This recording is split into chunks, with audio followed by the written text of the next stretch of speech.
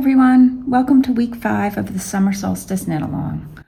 This week we're going to be working on our lace edging, the ribbing at the bottom, finish our body with the tubular bind off, and then begin one of the sleeves. So I hope you all can get caught up by the end of the week. If you haven't done so already, then just try to catch up to where I am. All right, so currently I'm working on the lace stitch pattern, and it's a very simple pattern. I don't really need to go over much. I'm just going to go over round 5 because I think that one's a little tricky. Also, I wanted to note that before you begin this lace stitch pattern, you need to have a multiple of 10 stitches on your needle. So if you did the A-line shaping, you have to decrease by 2 to get that multiple of 10. If you didn't do the A-line shaping, you should have a multiple of 10 stitches on your needle at that point.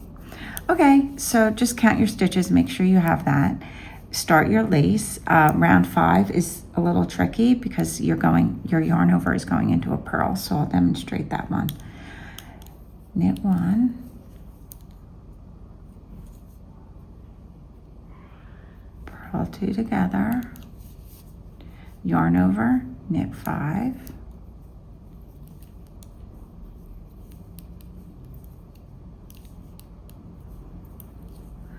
yarn over all the way around to bring your yarn to the front for purls.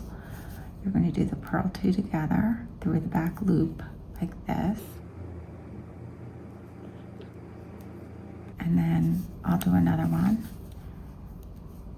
Knit 1, purl 2 together, yarn over, knit 5, 1, 2, 3, 4, 5, yarn over all the way around to the front, and purl 2 together through the back loop, and so on. Okay, that's round 5. So the next time I'm going to do a video will be for the tubular bind off. So at that point, I'll just show you how to do it. It's a great bind off if you've never done it before. I love it, but it's a little tedious. Some people just hate doing it. And if you don't like it, then you could do any bind off you want. But I just want to do a little demonstration of that one. Okay, so now I'm going to demonstrate the tubular bind off for those of you who want to do it. It's a nice stretchy bind off, and it creates a rounded edge at the bottom of your work, and I really like it a lot. It's a sewn bind off, so you have to use a length of yarn to work it. And since we're doing a sweater, I don't think it's wise to do a very long length. You're going to need to do 2 or 3 sections of yarn because we're sewing, and when we're sewing, we have to pull it all the way through. And if you make a really long one, sure, you won't have many tails to weave in, but at the same time, it's just going to be really annoying to pull that big long length of yarn through. So cut about 20 inches, give or take, and let's begin. So the tubular bind off is a 4-step repeat, okay? With every 4 steps, you're going to be removing 2 stitches from the needle. And then the next 4, you'll remove 2. And the next 4, you'll remove 2. You're going to enter into each stitch twice. Now, the first 2 stitches, you won't enter into them twice initially, but when we come around to the end, you will. And I'll show you that when we're done. The way it works is you go into the knit stitch with your darning needle and yarn, and then you go into this knit stitch. Then you go into the purl stitch, and you go into this purl stitch, and 2 will come off, and so on. All right, I'm going to show you the steps. Now, if you can remember this simple saying, you will have no trouble with this bind off. All right, and the saying is knit off, purl on, purl off, knit on. Okay, so just remember that, and as you do it, you remember that, and you also remember that you're always alternating stitches. All right, so you're going to go knit and remove from the needle. So you went into it knitwise. Then when you go in purlwise, you go this way. That was the second knit stitch. Now we go into the purl stitches, purl off. So you go into this one purlwise.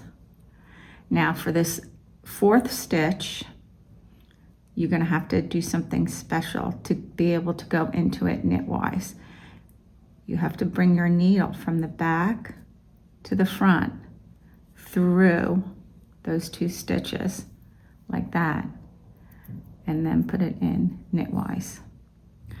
Because if you were to go into it knitwise from this way, you would have yarn crossed over the top, and you don't want that.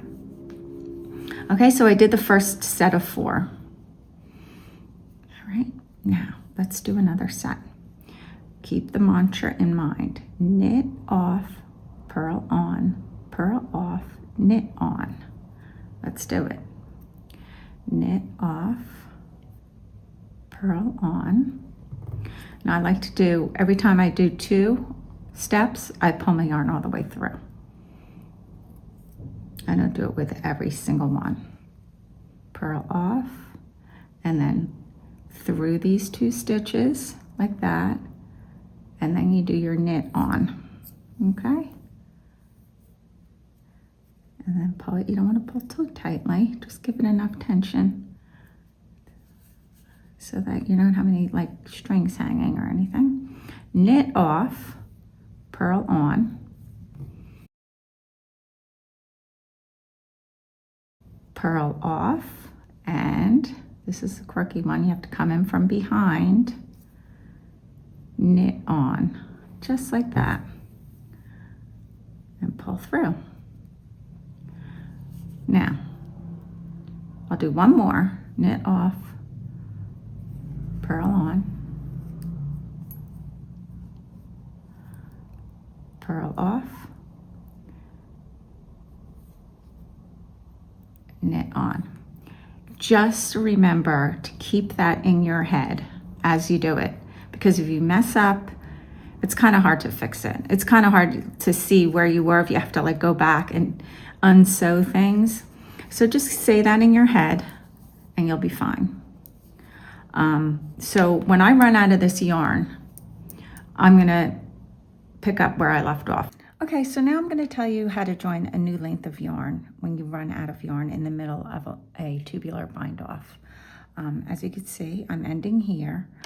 One thing that you should remember is that end your yarn on the last step of that 4-step process. So the steps are knit off, purl off, knit on, end with a knit on.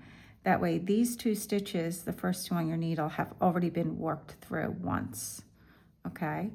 The tail ends here, it's right from this stitch.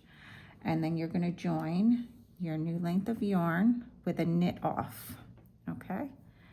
So let's do that. Knit off,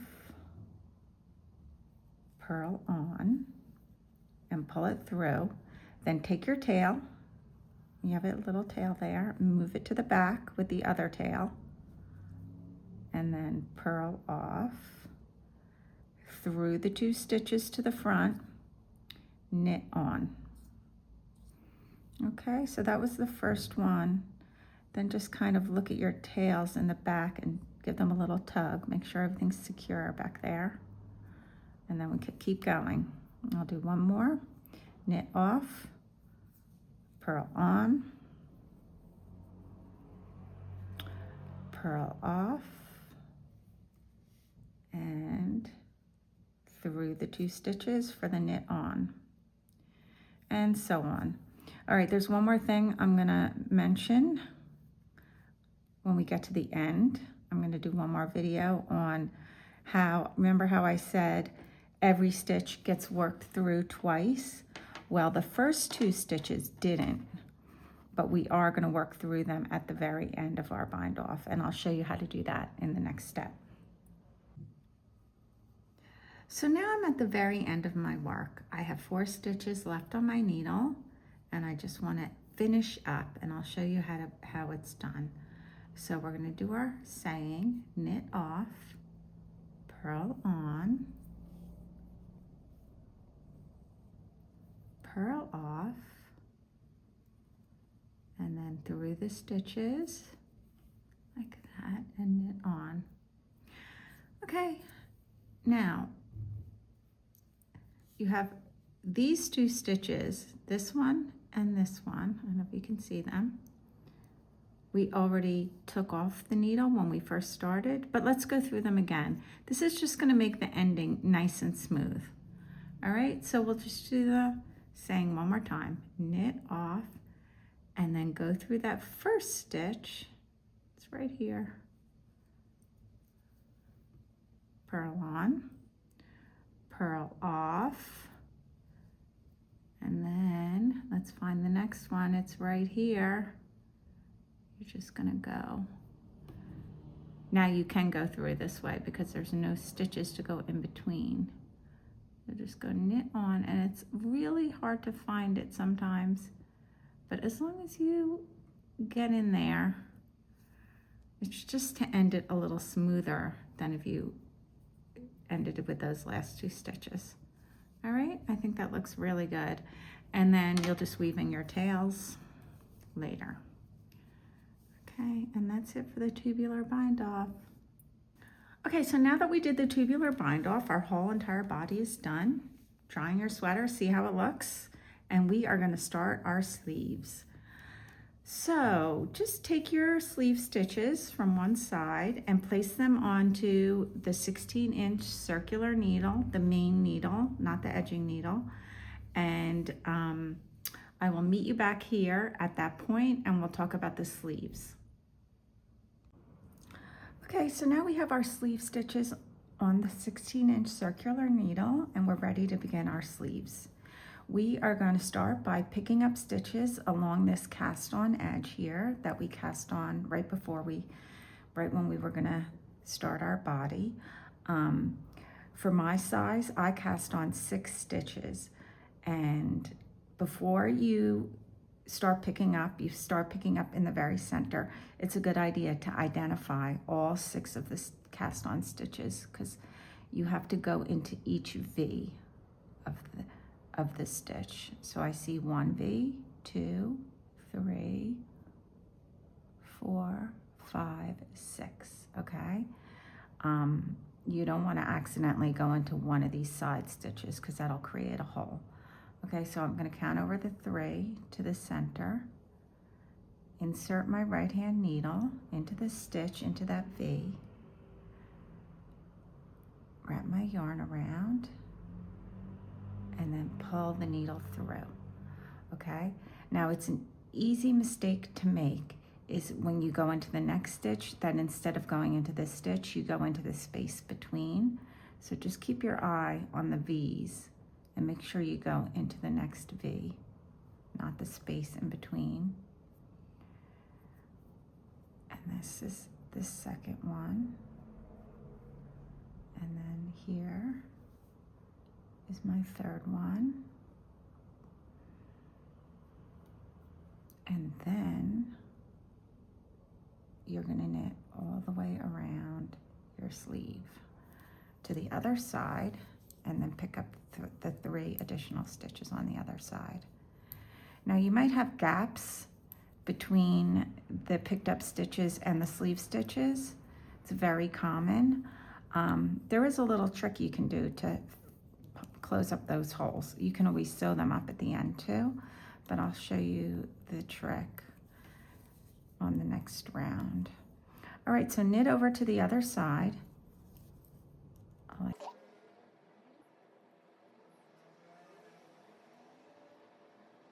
Okay, so now I'm at the other side, the other end of the cast on, and I see my last 3 stitches to pick up.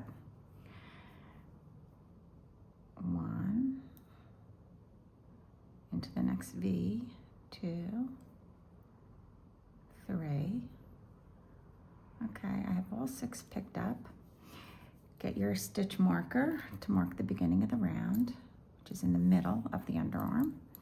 Now when you work around again, do one more round like this. I could show you on the next round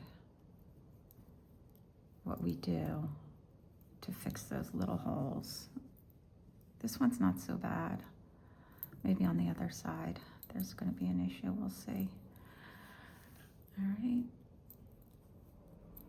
You could do it after 2 rounds. You could do it after 1 round.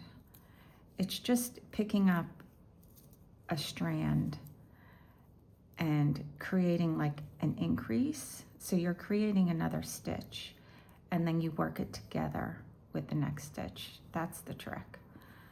So I will show you when I get to that point.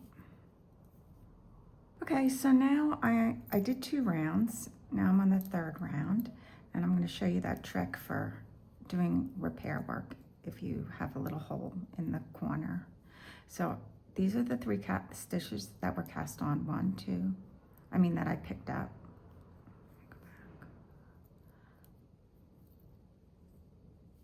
Okay, so here I see I have this space. What you do is you take a strand. There's 2 strands here, but I'm going to go into the one beneath those 2, and then with my left hand needle pick up a strand from between 2 stitches, and then with your hand or with your other needle just twist it. You have to twist it, otherwise it'll be like a yarn over. All right, then you have these other 2 strands. It's as if you had a drop stitch. You're just gonna put them through. There's 1, and then there's 2. Okay, so you just kind of created a stitch and brought it up. Created a stitch down here and then moved it up.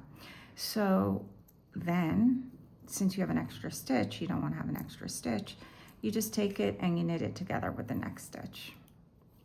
All right, so that kind of like closed it up a little. You may also use your tail to help at the end close up any holes. That's useful. Okay, so I'm going to do this on the other side too, and then after I work 4 rounds, I think this is my 3rd, I will do a decrease. So let's pick up at that decrease round. I'll show you how to do the decrease. I'm sure you all know, but I'll just demonstrate it. And then we'll talk about what to do for the rest of the sleeve. Okay, so I just finished my 4th round and I'm going to make a decrease.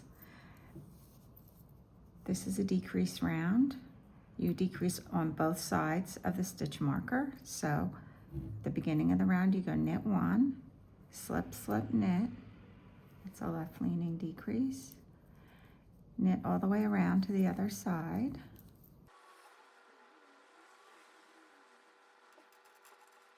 Okay, so I'm at the other side and you knit to the last 3 stitches, knit 2 together, and knit 1. Okay, so now look at your instructions, and depending on your size, you have to make a few more decreases. As you decrease, you will probably, depending on your size, if you have a really big sleeve, you might be okay with the 16-inch needle the whole time. But you most likely will need to switch to either double pointed needles or a very long circular needle to do the magic loop, which is probably what I'm going to do. So let's keep doing our decreases, and I will meet up with you again on the last decrease, and I'll show you how to do the magic loop. Okay, so I've placed my stitches onto a long circular needle. This is 32 inches, and I'm just going to show you the magic loop quickly. So magic loop is a really good method for working small circumferences in the round, like socks or sleeves. So the way it works, you have your stitches on the circular needle, and you pull a loop approximately halfway through, like that. So you have half your stitches in the front and half your stitches in the back, like that, okay? Then you take your back needle, your front needle are the stitches that are going to be worked first, okay? You'll work them with this needle, like that. So you pull this, and because you have so much cord here, it allows you to pull this needle out and use it to work with as your right hand needle. All right, so I'm going to do my decrease, knit 1, slip, slip, knit,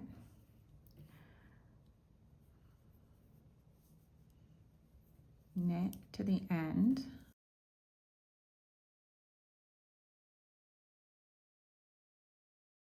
and then when you reach the end,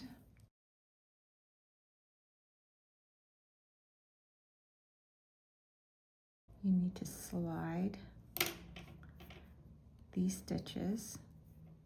This needle will become the right hand needle, and then these stitches will slide out. You pull your loop, turn your work, and then work the rest. So you have enough cord to pull your needle out like this, and you're able to work the rest of the stitches. Doing this works best if you have a really flexible cord, because if you don't have a flexible cord, you might get a gap. You always have to make sure you keep that closed and keep it tight when you switch sides.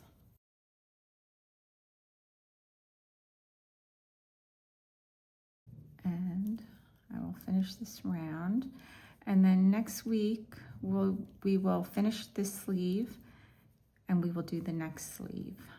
Okay, so that is it for this week. I hope you all will catch up to me or beyond to me. Keep going if you want, but that's it for the week. Okay, see you next week.